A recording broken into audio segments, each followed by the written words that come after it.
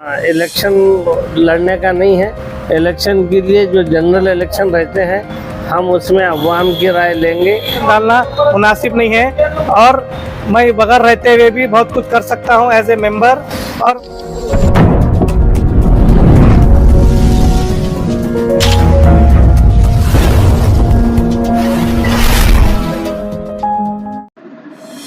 बीदर सुन्नी ईदगाह election में आज 8 मेंबरों ने किया विड्रॉल। जिन्होंने नॉमिनेशन फाइल की थी उसमें 8 लोगों ने अपने आप को इलेक्शन से विड्रॉल कर लिया है, जिनमें आज मंसूर अहमद खादरी के फर्जंद सैयद इस्माइल खादरी ने अपने नॉमिनेशन फाइल को वापस लेने की वजह बताई और की मीडिया से बात वजूहात पर। साथ ही साथ कर्नाटका हज कमेटी मेंबर सैयद मंसूर अहमद खादरी ने भी ईदगाह इलेक्शन को लेकर काफी कुछ कहा और कुछ बातों पर जताई सख्त नाराजगी। क्या कुछ सैयद मंसूर अहमद खादरी ने कहा, सुनिए इन्हीं की जुबानी। बीदर से हमारे नुमाइंदे मोहम्मद सुफियान की ये रिपोर्ट कैमरामैन अनवर पटेल के साथ। सर, ईदगाह सुन्नी का जो इलेक्शन होने वाला है सर, उसमें आप नॉमिनेशन फील कर रहे थे सर, आज आप उसका विड्रॉ कर रहे हैं सर, इसकी वजह क्या है? अस्सलाम वालेकुम रहमतुल्लाहि व बरकातुहू। मेरा पहला मकसद नॉमिनेशन करने का इस बीदर ईदगाह में एक मेंबर रहते हुए खिदमत करने का एक जज्बा रखते हुए मैंने मेंबरशिप हासिल की थी और नॉमिनेशन डाला था।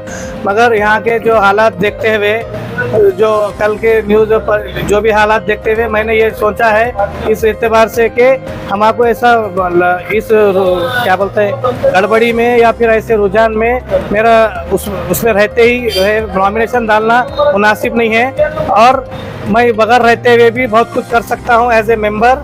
और इंशाल्लाह आगे बगैर उसके भी बहुत मेहनत करूंगा और उसमें जो भी बढ़ चढ़ के हिस्सा लेना उसमें लूंगा मैं। ऐसे क्या हालात थे सर कल जो आपको सही मुनासिब नहीं लगे?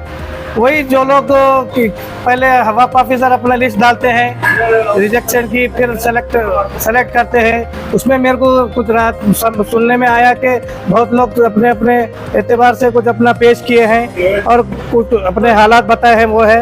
मगर मैं ये ईदगाह में ये सब चीज़ें नहीं चाहता हूँ। मैं ये चाहता हूँ कि पीसफुल और फेयर हो इलेक्शन। तो आप विड्रॉल करें, इसकी वजह क्या होंगी सब?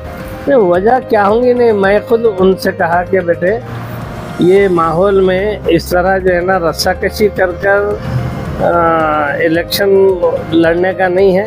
इलेक्शन के लिए जो जनरल इलेक्शन रहते हैं हम उसमें अवाम की राय लेंगे। ये अपने से बना लिए हुए मेंबर साजी कर लिए हुए लोगों के बीच में हम जो है ना इस तरह जो है ना माहौल जब ख़राब है तो इसमें इलेक्शन लड़ना ज़्यादा कोई मुनासिब बात नहीं है।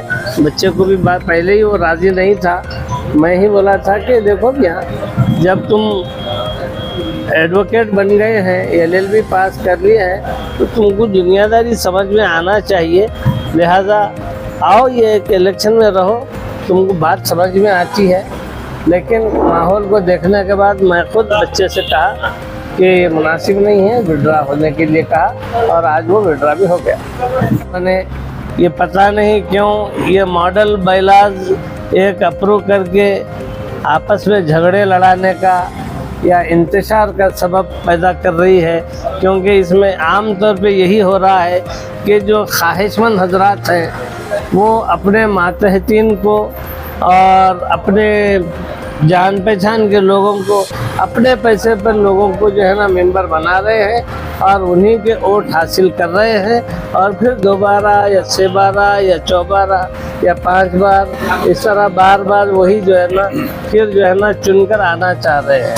भाई अल्लाह के घर की खिदमत है, अगर मौका मिलता है तो करें, ना मिलता है तो भी करें।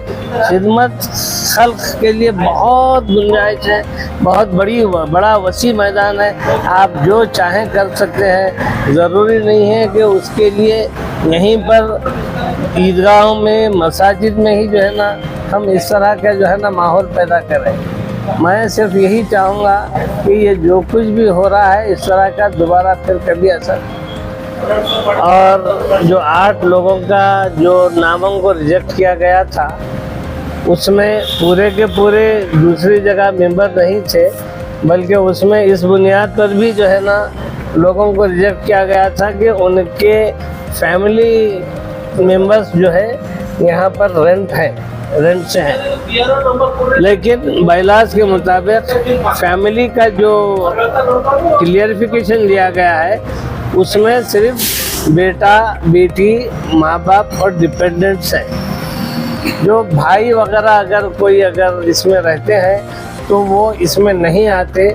इस तरह जो है ना उसमें क्लियर बाइलाज में लिखा हुआ है, इस नाते पहले डिस्क्वालीफाई किया गया। अगर इस तरह लिखा हुआ था तो उनको तो डिस्क्वालीफाई करना ही नहीं चाहिए था। पता नहीं वक्फ ऑफिसर ने क्यों उन्हें डिस्क्वालिफिकेशन की लिस्ट में डाला। बाद में फिर ये बताने के बाद फिर उनको एक्सेप्ट कर लिया, और बाकी जो लोग किसी दूसरी कमेटी में वो लोग जो है मेंबर थे, उन लोगों ने वक्फ ऑफिसर को अपना रिसिग्नेशन दे दिया। उनके रिसिग्नेशन देने के बाद फिर इन लोगों के इसको एक्सेप्ट किया गया। सबसे पहली बात तो ये है कि ये जो कुछ भी हो रहा है या हुआ है ये अनलॉजिकल है। यहाँ पर इतनी भी समझ नहीं है कि कौन सा काम किस तरह से किया जाए, कौन सा काम सही है और कौन सा काम गलत, कौन सा जायज़ है और कौन सा नाजायज़, इतनी भी समझ नहीं। और जो है ना हम ये सब बड़े बड़े काम करने के बारे में जो है ना हम जिम्मेदारी लेने के लिए आगे बढ़ रहे हैं। ऐसे में यहाँ पर मैं मुनासिब नहीं समझता कि किसी भी दीनी इदारों के अंदर इस तरह की जो है ना गच्छम गच्छी हो और इस तरह का माहौल बने